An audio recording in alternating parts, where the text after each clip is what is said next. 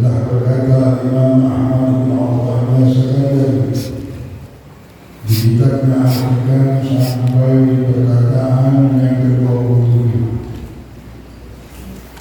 La tadru minhu an yukhrijaka min halatin yasta'tilaka fima siwaha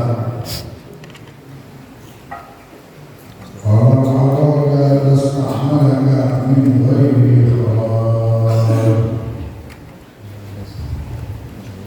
Yang artinya jangan anda meminta kepada Allah supaya dipindah dari suatu hal kepada yang lain, sebab sekiranya Allah menghendakinya tentu telah memindahmu tanpa merubah keadaanmu yang lama.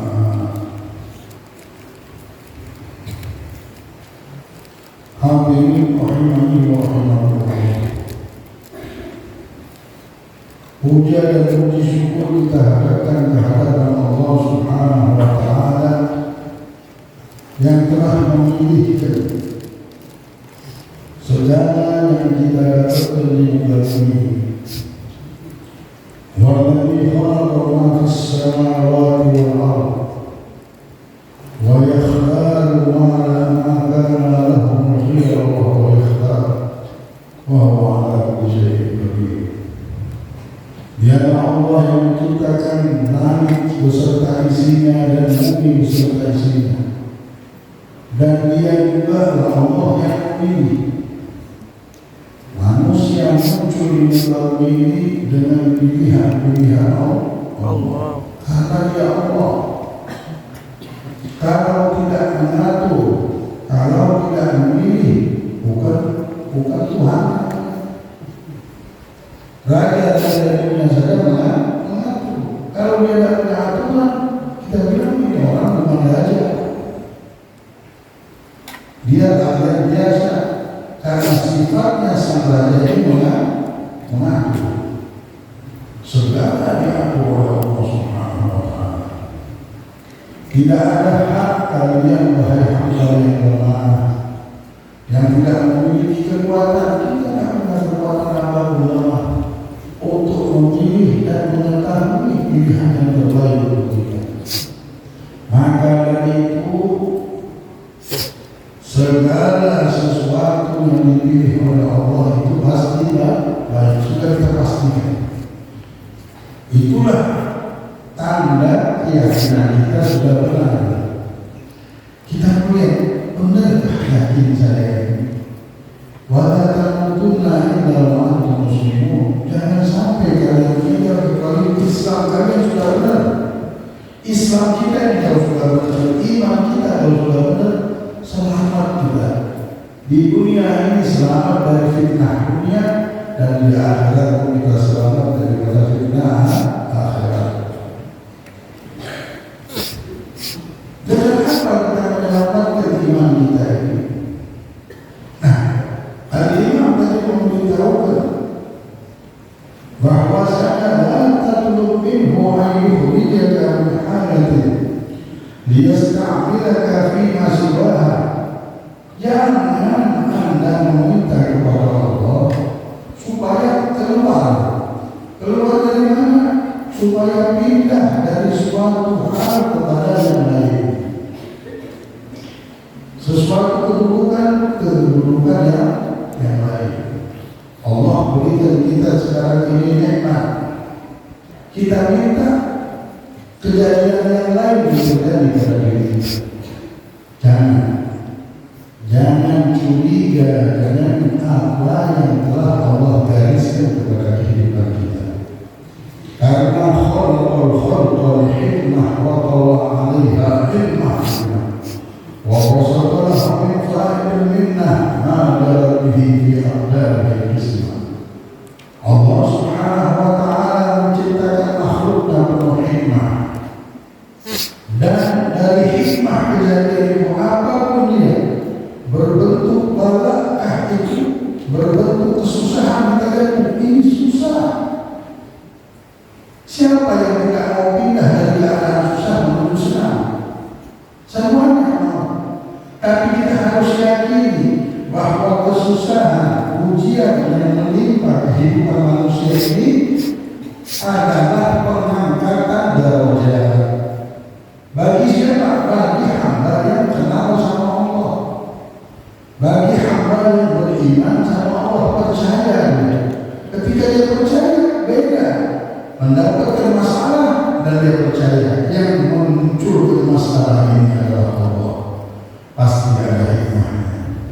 Ini bukan kesusahan, ini ujian.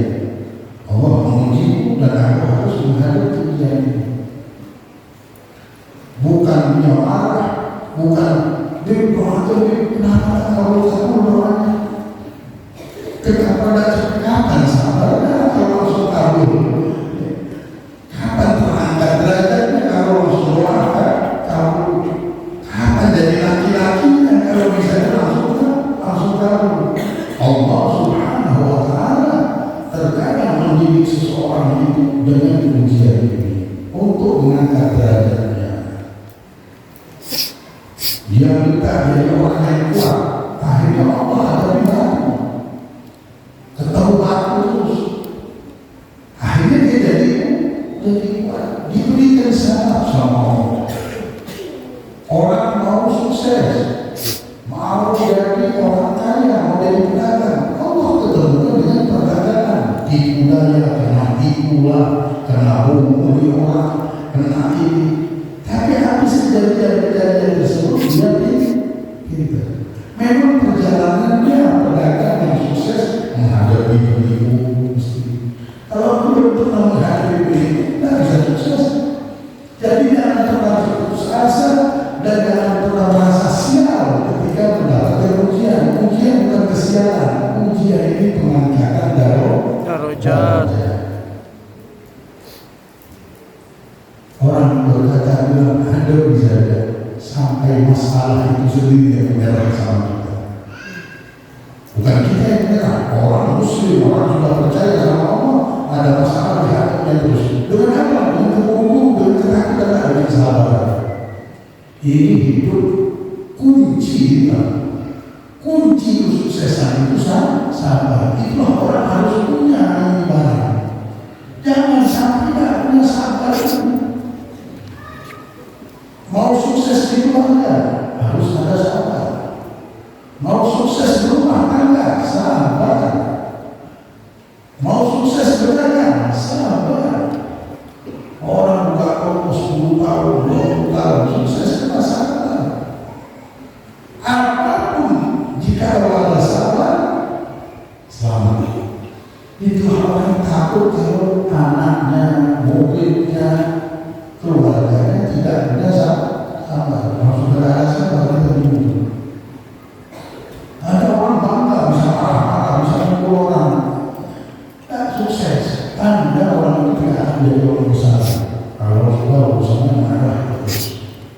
Tapi kalau orang yang bersabar, as-sabru ya Rasulullah, sabar itu adalah cahaya.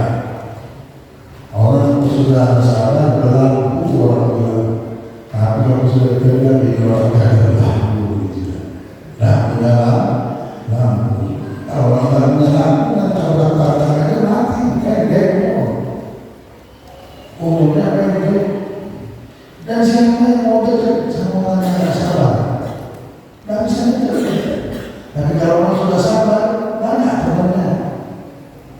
Allah senang. Inna Allaha ma'as sabirin. Allah ada sayang. Allah bersama orang yang sabar.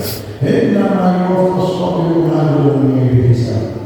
Allah akan berikan balasan kepada orang yang sabar dengan balasan tidak bisa dihitung. Sudah hitungannya ada lagi. Allah tidak mau berhitung sudah sama orang yang sabar. Kalau sudah sabar, mereka mendapatkan balasan langsung dari Allah yang tidak terhitung, tidak terhitung kalau balasan orang yang sabar. Tapi kalau orang tidak ada sabar, ada batas. Ada batas. Orang kalau sudah sabar, tidak berbatas. Dan ada orang yang sudah percaya sama Allah, dia sabar. Namanya yakinnya itu sudah berubah, sudah percaya. Iman dia sudah benar. Kenapa? Ketahuan. Kita mau mereksa iman kita ini sabar saja. Kalau sudah sabar sama istri, sabar sama suami, sabar sama anak, sabar sama orang tua, ini sabar harus ada terus. Tak bisa. Orang yang hidup di dunia, rumusnya harus sabar. Kalau saudara pikirkan setahun kesuksesan sudah kita miliki kalau sudah kita punya sabar. tinggal saya as-sabr rizqul iman dalam Rasulullah. Sabar ini separuh dari iman. Wa basyir sabirin, ada hamba baik, ada insyaallah masa depan mereka penuh dengan hamba baik. Untuk siapa ya? Untuk orang-orang yang sabar. Maka bersabarlah.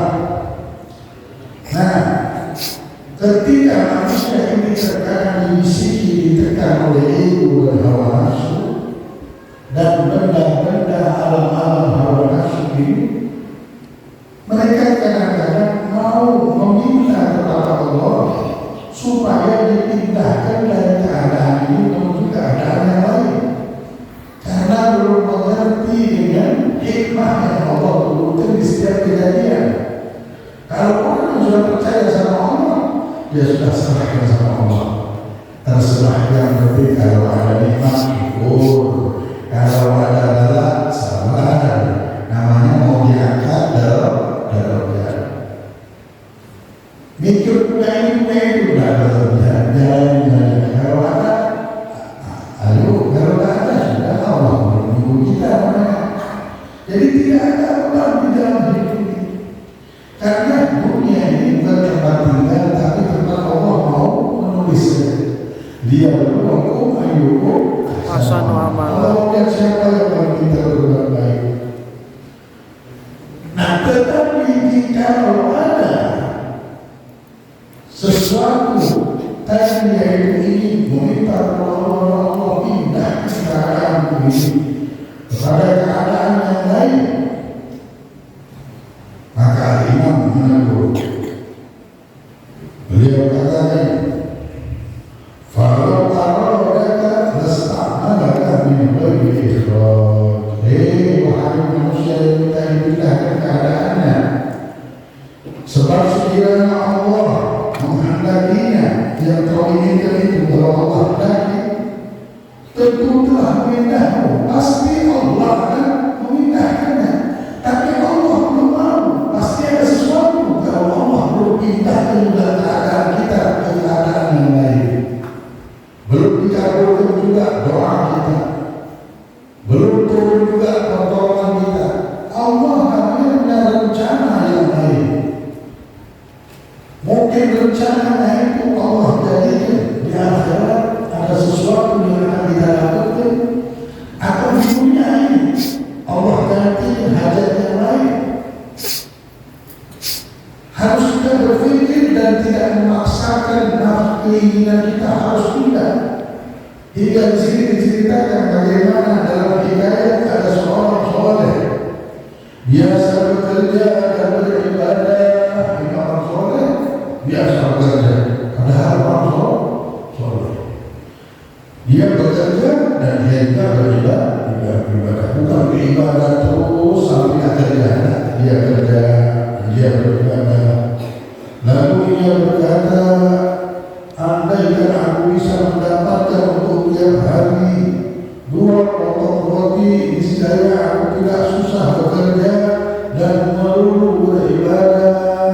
Kalau misalnya aku punya 2 potong roti dan setiap hari, aku akan beribadah terus.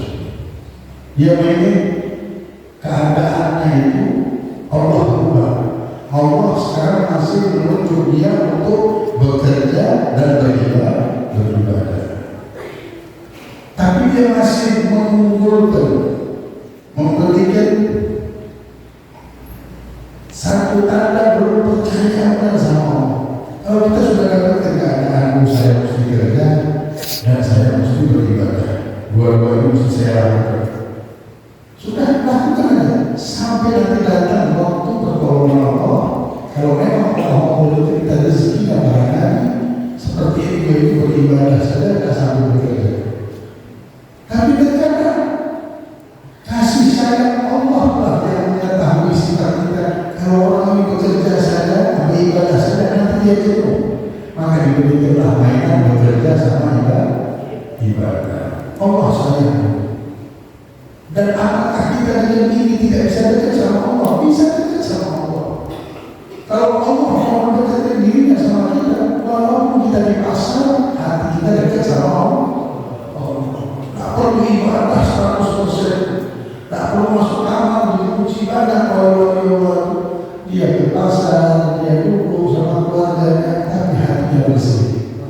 Akhirnya menjadi walinya Allah, menjadi kekasih Allah. Nah, kalau kita mengajak Allah, ya Allah, kalau aku sudah ada kopi saja, ya Allah cukup, aku akan beribadah terus. Nah, apa yang terjadi? Akhirnya tiba-tiba dia tertuduh, dan karenanya dia harus masuk penjara, berfitnah, masuk penjara. Dan dia tiap hari menerima 2 potong roti. Kalau aku punya 2 potong roti, aku akan ibadah terus. Semestinya tidak usah kita ngomong kalau aku mau potong roti. Dan harusnya dengan bahasa itu. Ini kejadian cuma untuk dipelajari. Akhirnya dia dapat potong roti. Kemudian setelah beberapa lama dia menderita dalam penjara, ia berpikir bagaimana sampai terjadi demikian ini. Tiba-tiba teringat dalam perasaannya, engkau minta 2 potong roti dan tidak minta selamat, maka kami Allah memberikan permintaanmu. Setelah itu dia minta ampun dan membaca istighfar. Maka ketika itu pula pintu penjara terbuka dan dilepas dari penjara. Sebab Allah menjadikan manusia dengan segala hajat kebutuhannya. Allah menciptakan manusia dengan segala hajat kebutuhan sudah dicukupi oleh Allah. Sehingga tidak usah manusia khawatir jangan khawatir juga. Kalau sudah urusan tanda rezeki mau dulu ini memang sudah. Ini haknya Allah, harus kita mengerti benar. Cuma sadar aja yang punya hak ini. Bukan si fulan dekati Allah. Mau selamat rezeki kita dekati Allah. Melalui Nabi Muhammad tidak ada jalan lain, karena memang ini kekasihnya yang ditunjuk untuk membagikan rahmatan lil alamin. Jadi jangan khawatir. Bagaimana ada khawatir dunia ini dari dulu yang menghidupi kita di sini. Kalau khawatir ada orang lagi Habib, Nabi Muhammad, gimana juga sudah besar, belum ini. Kalau dia mau khawatir, semestinya masih dalam perut, bagaimana dia bisa hidup dalam perut? Makan minumnya bagaimana? Itu kita khawatir, terlambat yang ini khawatir. Kalau mau khawatir, kemarin waktu bayi ngomong nggak bisa, kapan dia lapar tak tahu, kapan dia dengar tidak tahu, yang sangka-sangka saja. Kita sekarang belum kerja. Kita belum punya uang yang cukup untuk makan kita saja, belum cukup kita punya anak. Kalau mau khawatir ketika bayi itu lahir, harusnya lebih khawatir. Tapi karena Allah yang menciptakan dunia segala baik, yang telah menghidupkan pohon mati hidup lagi, pohon mati bisa hidup lagi. Siapa yang hidup lagi? Itu semua atas jaminan kita ngalir saja hidupnya. Yang penting hati bersih, beribadah, percaya sama Allah, tinggalkan segala kekhawatiran. Man syakka fi rizqi fahuwa syakka fi razq. Yang sudah khawatir dengan rezekinya, dia sudah ragu sama Allah. Orang ragu kemana? Orang ini semua dunia dan senti-senti kehidupan ini lahir dari kebijaksanaan anugerah Allah. Tidak ada. Semuanya bergabung satu bergabung, tidak bisa masuk, tidak bisa keluar, tidak bisa bergerak kecuali yang keluar sang raja yang punya dunia dan jagat raya. Maha besar Allah ini bukan kita seperti mainan yang kita munculkan. Dia penguasa pencipta kita semuanya. Yang kita lihat manusia yang sempurna bisa berpikir, bisa mempunyai perasaan itu ciptaannya. Bagaimana kita bisa khawatir bahwasanya dia ini mengurus kita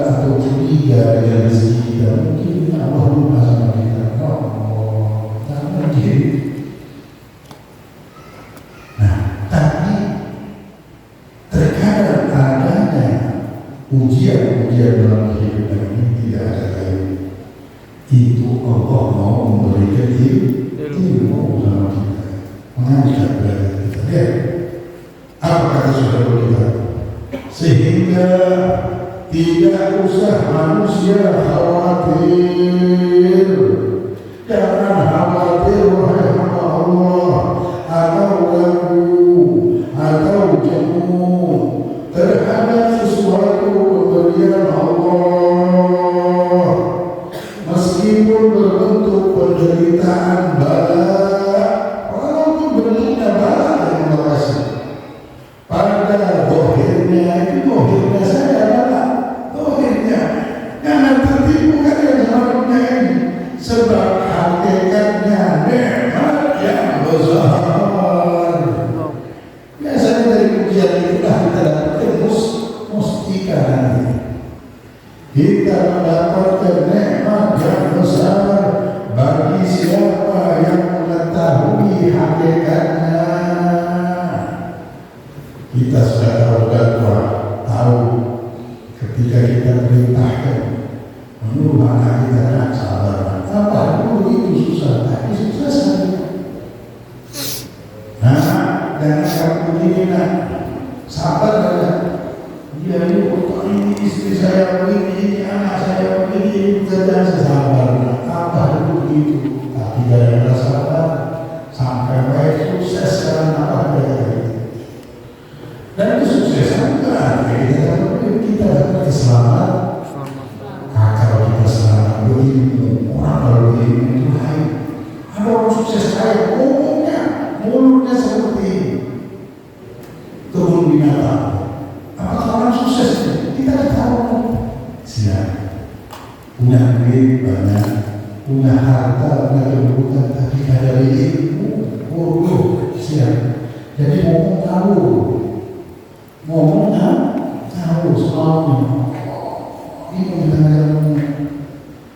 Tapi kalau misalnya orang berilmu, nah itu orang sukses. Matang, enak, sabar, segar, itu orang sukses. Nah harus kan orang harus berilmu, ada derajatnya di pandangan Allah. Nah meskipun berbentuk penderitaan, beda orang berilmu, orang yang keyakinannya sudah benar menyembah Allah, benar mengetahui kehidupan ini. Ketika ada bala, dia tak bilang ini, sial, ini angkat derajat. Tapi orang-orang yang bodoh, Tuhan, itu bodoh sendiri, ini begini, anak kita dalam ujian, doa yang mudah-mudahan sehat selamat. Belum juga ada di masalah. Biasa saja hidupnya sudah ada tidak bisa, tidak ada hidup semuanya enak. Doa selesai tidak ada. Nabi Muhammad sahabatnya ada miskin, tapi senang. Karena tahu sahabat hidup, karena tahu dengan pemberian Allah. Ini ujian yang menimpa dirinya bukan sesuatu kehinaan. Akan tetapi mungkin di sinilah dapatkan kemuliaan di sisi Allah. Itulah para wali Allah, orang yang sudah kenal Allah dan berani menghina orang. Takutnya yang tempat kita hina Allah, dia miskin. Kemiskinan itulah yang menjadikan orang itu terangkat. Orang ini punya apa-apa, itu adalah terangkat derajatnya kita yang menghina di tempat dia terangkat derajatnya.